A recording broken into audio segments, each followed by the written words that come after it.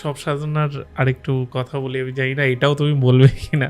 আমি খুব মানে ভেবে চিন্তে বলছি, কারণ অনেক কিছু বলা যায় বলা যায় না। যে কোনো তন্ত্রের এপিসোডে এই বিষয়গুলো ভাবতে হয় অ্যাজ আ হোস্ট।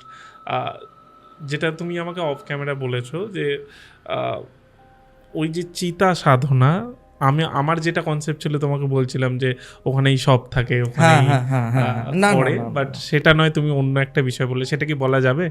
কোনটা বলো? ওই যেটা তুমি বললে যে যেখানে অগ্নি নেই সেরকম ও জায়গায়। ও হো হো, হ্যাঁ হ্যাঁ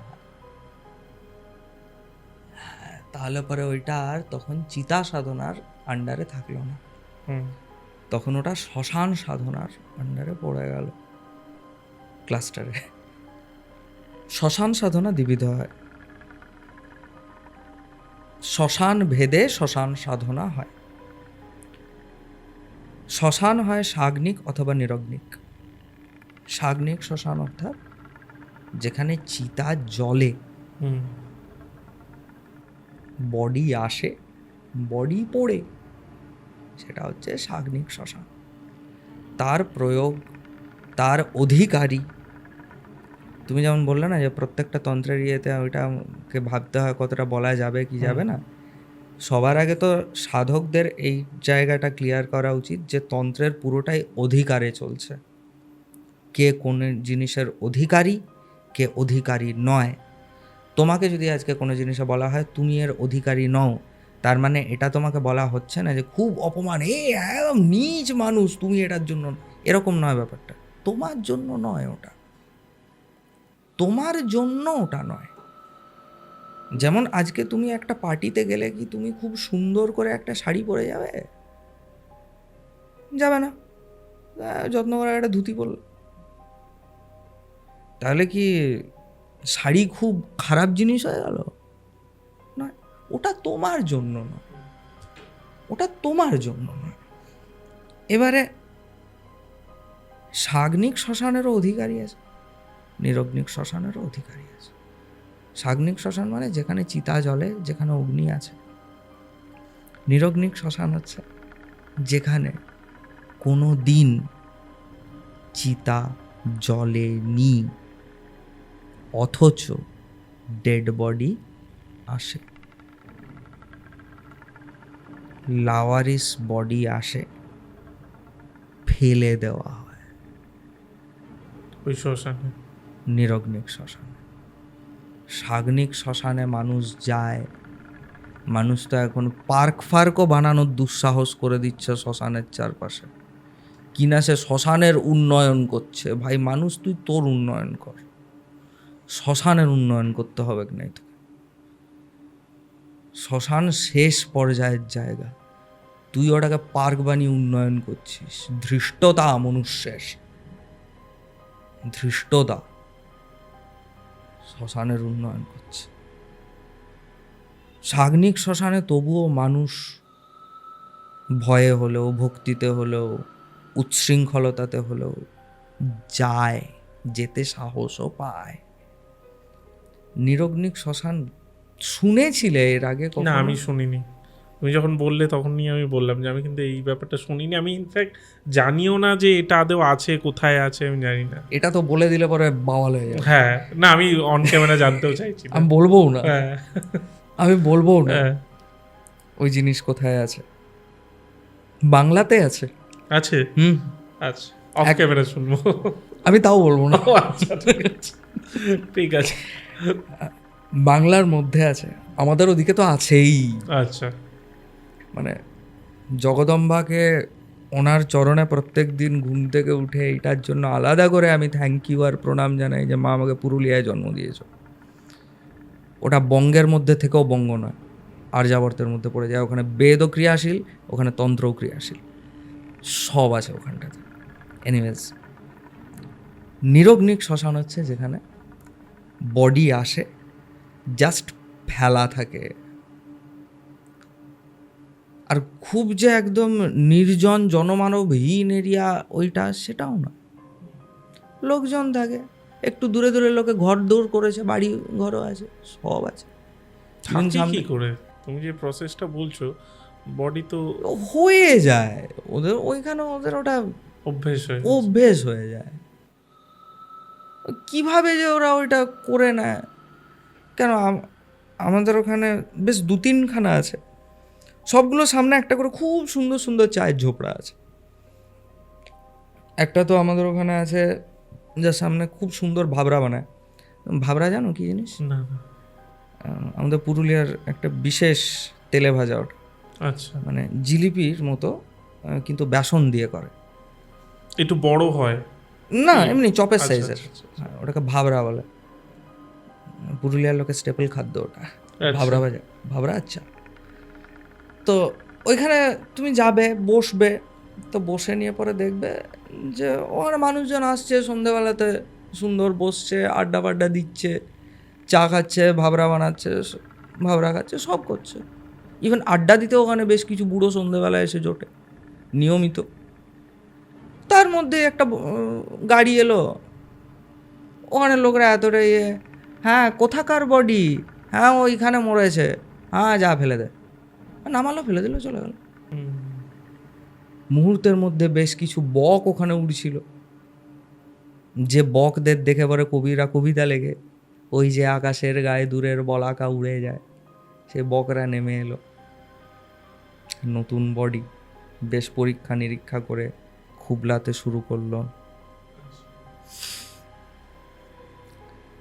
হাতে আমি এক just কাপ চা imagine নিয়ে, করছি যে- জাস্ট ইম্যাজিন করো, হাতে এক কাপ চা নিয়ে বসে আছো তুমি, বসন্তের বিকেলবেলায়, মলয় বায়ু বইছে, সামনে তুমি দেখতে পাচ্ছ জাস্ট একটা বডিকে ছুঁড়ে ফেলেছে, 4-5টা বক এসে ওটাকে ঘিরে ধরেছে।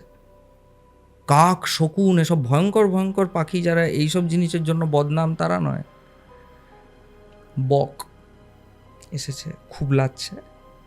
তার ঠিক একটু দূরে যেই চোখটা যাবে, কোনো মৃত গবাদি পশুর হাড়ের ধাঁচাটুকু পড়ে আছে, আর কোথা থেকে একটা হাত এরকম উঠে আছে, ঘাসের ফাঁক থেকে দেখা যাচ্ছে। নিরগ্নিক শ্মশান। হোক ক্ষমতা,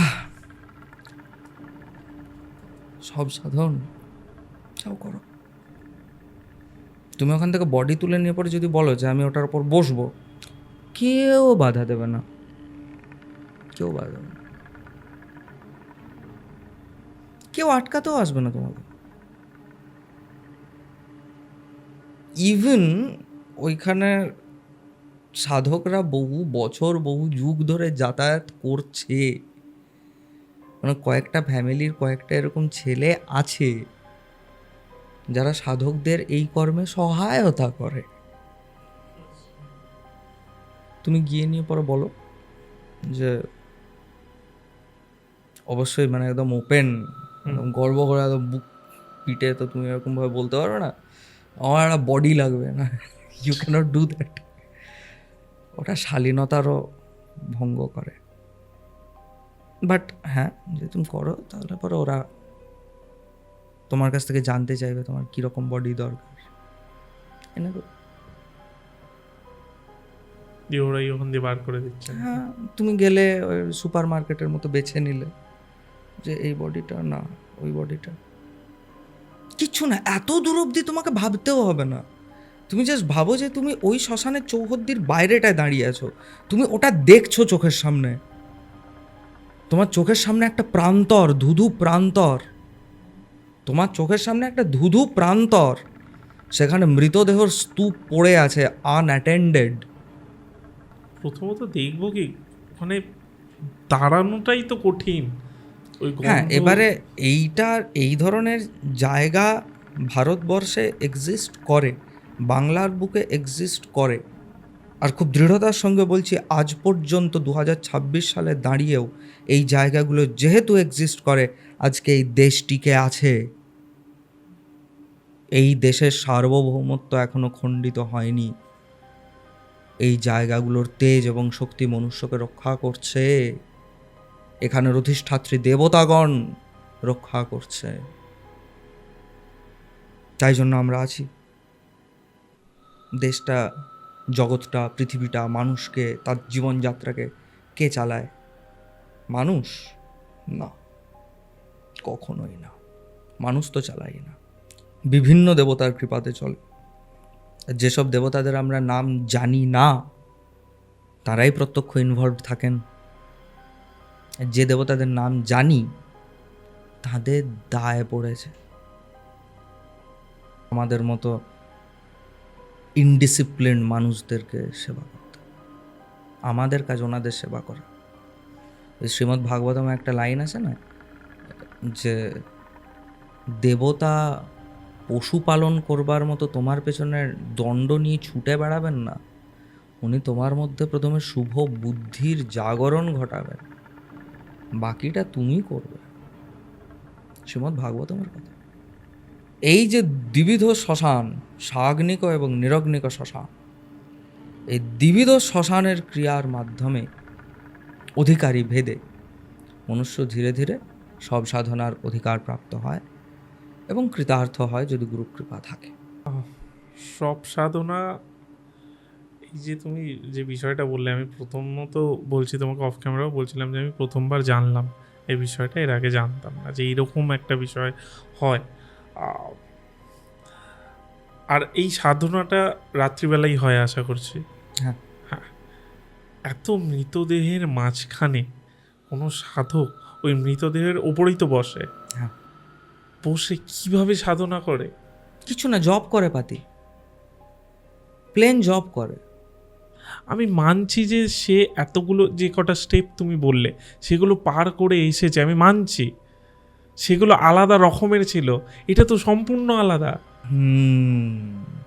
শেষ পরীক্ষা সব সাধনা। তাদের প্রমাণ। আত্মা থেকে শুরু করে সব কিছু ওখানেই রয়েছে, ওখানেই ঘুরছে। আছে ইভেন এতদূর পর্যন্ত, মানে প্রায় অনেকেই এই ব্যাপারটা জানেও শুনেওছে। সব সাধনা চলাকালীন সবটি জীবন্ত হয়ে ওঠে এবং হাঁ করে, তখন তার মুখে তর্পণ করতে হয়, ছোলা অশোধিত কারণ দিয়ে দিতে হয় সবের মুখে, তখন সবটি আবার মুখটি বন্ধ করে। আচ্ছা, সম্পূর্ণ সব সাধনার পদ্ধতির মধ্যে এই স্টেপটা সবচেয়ে ইজি। এটা ইজি? এটা সবচেয়ে ইজি। তাহলে বাকিটা ভাবো কি? না করতে দেখলেই তো। বডিটা হাঁ করে, বডিটা হাঁ করে। আর তোমার কাছে যদি তখন ছোলাটি না থাকে আর শোধিত তীর্থ না থাকে, ও উঠবে,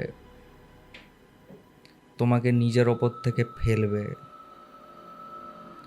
দিয়ে বলবে যে ভাই চলো তুমি আর আমি এবার একসাথে একই জায়গায় যাই, মানে মারবে আর কি। এটা ইজিয়েস্ট স্টেপ সব সাধনার। সব সাধনার টাফেস্ট স্টেপটা তুমি অলরেডি বলে দিয়েছো। ওইখানে বসে স্থির থাকে কি করে? ছেড়ে দাও। তুমি বডিটা পেলে, ফার্স্ট কি করবে? তুমি বডিটাকে স্নান করাবে। এখান অবধি তো একদম রক্ত জল হয়ে যাওয়ার অবস্থা হয়ে গেল। তুমি একটা ডেড বডিকে চান করাচ্ছ, তারপরে ডেড বডিটাকে সাজাচ্ছ। আর এগুলো সব রাত্রিবেলাই করতে হয়? হ্যাঁ। এবারে শুধু তুমি ডেড বডি তো সাজাবে না, তোমার নিজেরও পূজা আছে, সেগুলো সাজাতে হবে। এক গাদা বাসন কোসন লাগে,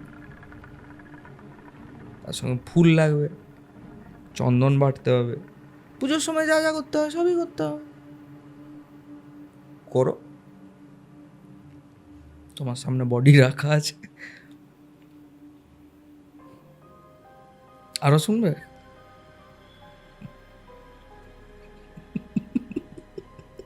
আমি অনেস্টলি বলছি, এই যে অনেকে, আমি জানি না মানে তোরও কি ফিল হচ্ছে আমি জানি না, এই যে অনেকে ভৌতিক ঘটনা শুনে, আমাদের চ্যানেলেও হয়, আমাদের আর একটা চ্যানেল আছে তোমাকে বলছিলাম ওতেও হয়,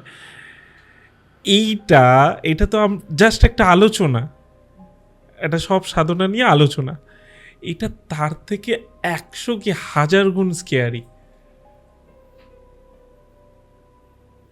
না এখানে কোনো ভূতের কথা হচ্ছে, না এখানে কোনো প্রেতের কথা হচ্ছে, আর এত কিছুর পরেও মানুষ ভাবে যে সারা জীবন নিজের চিত্তবৃত্তির অনুকূলে উচ্ছৃঙ্খলতা করে, যাচ্ছে তাই করে, শাস্ত্রবাক্যের অবমাননা করে, একটা ভক্তি খেলা খেলে ইষ্ট দেবতাকে প্রীত করবে।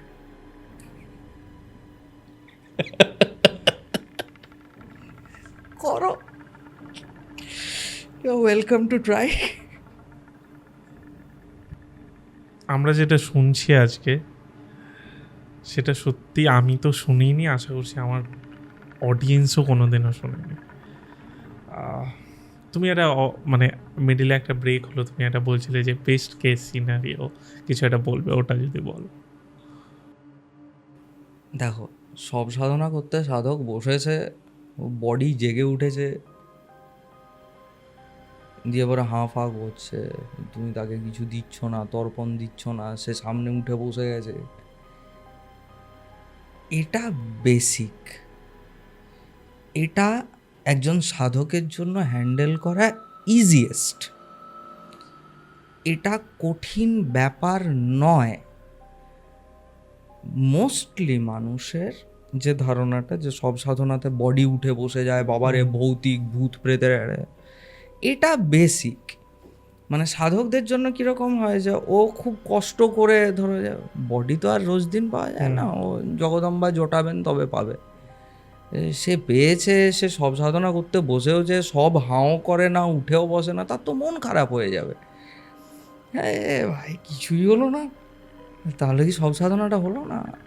তখন তার ওই যে মনক্ষুণ্ণটা হলো, সে আবার তিথির অপেক্ষা করলো, সে আবার বডি নিয়ে আসছে। মানে বডি যে জেগে উঠবে এটা বেসিক, ওকে তো এটা কমন। তাকে তুমি শান্ত করবে, এটা কমন। তাকে তুমি স্থির করলে, সে আবার ঘুমিয়ে গেল, তুমি আবার বসলে, তুমি আবার জব শুরু করলে, এটা হ্যান্ডেল করা সাধক জানে যে এটা করতে হবে। This is the easiest part of a সব সাধনা। সব সাধনার সব থেকে চাপের জায়গা হচ্ছে বাকিটা, জপ। করো ভাই, তুমি তোমার ঘরের আসনে যখন সব কিছু ঠিকঠাক আছে, সেইখানে বসে, এক আসনে বসে 1 লাখ 1.5 লাখ জপ টানতে পারছো না।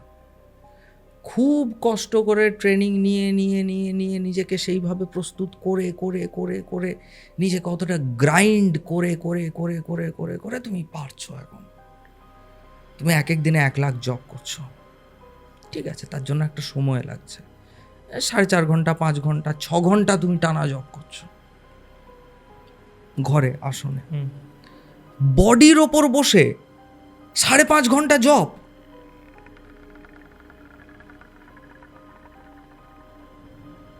তোমার নিজের সাইকি, তোমার মন, তোমার মাইন্ড আর তোমার বডি, তোমার চারপাশ অ্যাকসেপ্ট করতে পারবে জিনিসটা যে তুমি একটা বডির ওপর বসে আছো।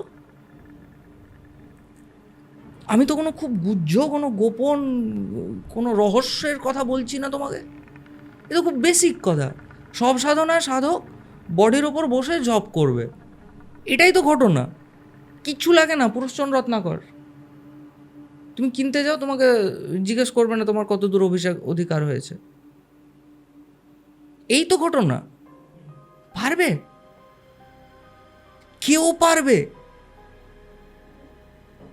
কারুর পক্ষে সম্ভব? কোনো একটা সামান্য মনুষ্যের পক্ষে সম্ভব একটা বডির ওপর বসে নিয়ে 4 ঘন্টা জব?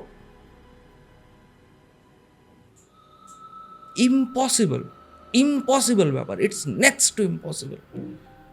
তবে ভগবতী কৃপা করেন বা তার ইষ্ট দেবতা কৃপা করেন। তার মানে সেই ইষ্ট কৃপা এতটা টাফ, এতটা। এটার জন্য কি লাগে? নিজেকে ট্রেন করতে লাগে, নিজের মনের চৈতন্যের ট্রেনিং লাগে, নিজের শরীরের ট্রেনিং লাগে, নিজের জিহ্বার ট্রেনিং লাগে, উচ্চারণের, নিজের মন্ত্রের শুদ্ধতার প্রয়োজন হয়। মন্ত্রের শুদ্ধতার কেন আলাদা করে প্রয়োজন হয়? তুমি প্রত্যেক দিন এত কথা বলছো, বাংলা ভাষায় বলছো, এবার তুমি আসনে বসে নিয়ে পরে বললে গঙ্গে চে যমুনে চৈব গোদাবরী সরস্বতী, ওটা ভাষাটা অন্য। তুমি ওটাই যদি বাংলায় বলতে, গঙ্গা যমুনা গোদাবরী সরস্বতী নর্মদা সিন্ধু কাবেরী সব এই জলে এসে মিশুক, জলে অস্মিন সন্নিধিং কুরু, এটাই না তুমি বললে। শুধুমাত্র ভাষাটা চেঞ্জ হয়ে যাওয়ায় কি চেঞ্জ হলো? যে তোমার কোষার জলটা আজকে অমৃত হলো, যে তোমার কোষার জলটা আজকে সমস্ত তীর্থের একত্র সন্নিবেশ হলো, কোনটা আলাদা? এটা তুমি বাংলায় বলছিলে, ওটা তুমি সংস্কৃতে বলছো, ভাষাটা খালি আলাদা। আর কোন জিনিসটা আলাদা যেটাতে তুমি বাংলাতে আজকে এমনি জলটা ছুঁয়ে নিয়ে পরে বলে দিলে হবে না, কিন্তু আসনে যখন তুমি সমস্ত কিছু সাজিয়ে গুছিয়ে বসে নিয়ে পরে অঙ্কুশ মুদ্রা দিয়ে জলটা স্পর্শ করে নিয়ে পরে গঙ্গেছে যমুনেছে বলছো, দেন ইট ওয়ার্কস। তখন সত্যি ওই কষার জলের মধ্যে সমস্ত তীর্থের একত্র সন্নিবেশ হয়। কোন জিনিসটা আলাদা? মন্ত্র শুদ্ধতা, উচ্চারণের শুদ্ধতা, ছন্দের শুদ্ধতা। কিছু মানুষ দেখবে এই এই খুব বেসিক এই মন্ত্রটাই গঙ্গেছে যমুনেছে জলশুদ্ধির মন্ত্র, ওটার শেষের একটা শব্দ আছে জলেস্মিন সন্নিধিং কুরু। ওটা লেখা থাকে কীরকমভাবে বই ফইতে, জলে বর্গীয় জ লয়ে একার, তারপরে একটি অবগ্রহ চিহ্ন থাকে, তারপরে লেখা থাকে দন্তস্বয় ময়ে হ্রস্বই দন্তন্বয়ে হসন্ত। জলে এসমিন মানে ওটাকে সন্ধি বাংলা হয় জলে আসমিন, আসমিন জলে, এই জলে। একারের সঙ্গে অকারের সন্ধি হয়ে নিয়ে পর ওখানে অবগ্রহ পদ প্রাপ্ত হয়। বাংলাতে ওই অবগ্রহ পদটাকে অনেকে, অধিকাংশ লোক হকার উচ্চারণ করে পড়ে, জলে হসমিন সন্নিধিং কুরু। কোনো দিন হবে উচ্চারণ জলেস্মিন সন্নিধিং কুরু, জলেস্মিন, জলে আসমিন, জলে হসমিন নয়, ওটা হকার নয়। ও এই বেসিক জিনিসটা জানে না। তাহলে ব্যাকরণ প্রয়োজন, মীমাংসা শাস্ত্র তো অবশ্যই প্রয়োজন। কোন বাক্যটি আমার বিধি বাক্য, কোন বাক্যটি আমার উৎসর্গ বাক্য, কোন বাক্যটি আমার নিয়ম বাক্য, কিভাবে আমার কোন শব্দের কোন মন্ত্রের লিঙ্গলিঙ্গি তাৎপর্য কিভাবে নির্ধারিত হচ্ছে, আমি ওটা বুঝছি, আমি ওটা দেখছি। তবে না, এতটা ট্রেনিং না পেয়ে ওই বডির ওপর বসে 4 ঘন্টা 5 ঘন্টা জব করে দেবে তুমি, কেউ করে দেবে। তাহলে যে লোকটা এতটা ক্ষমতা রাখে ওই বডির ওপর বসেও 4 ঘন্টা 5 ঘন্টা স্থির জব করে দিচ্ছে, সে তো আর তোমার আমার মতো মানুষ নয় বাবা। সে সব সাধনা করুক ছাই না করুক, সে প্রণম্য, সে প্রণম্য। তুই কে, তুই কোথা থেকে বিলং করিস ডাজ নট ম্যাটার। যার ওই ক্ষমতাটা আছে সে সব সাধনায় সাকসেসফুল হোক চাই না হোক, তার পায়ে মাথাটা রগড়ে প্রণাম কর, যে একবার ওই কাজে বসেছে। এটা হচ্ছে বেসিক গোল। আমি এখান থেকে একটু সরে আসি, আমি একটা এর সাথেই সিমিলার একটা জিনিস জিজ্ঞেস করছি, যে সব সাধনা আর একটা হয় যে শ্মশান সাধনা একটা হয়, আর একটা হয় প্রেত সাধনা, ওটা টোটাল ডিফারেন্ট জিনিস। এর সাথে কোনো লিঙ্ক নেই, তাই তো?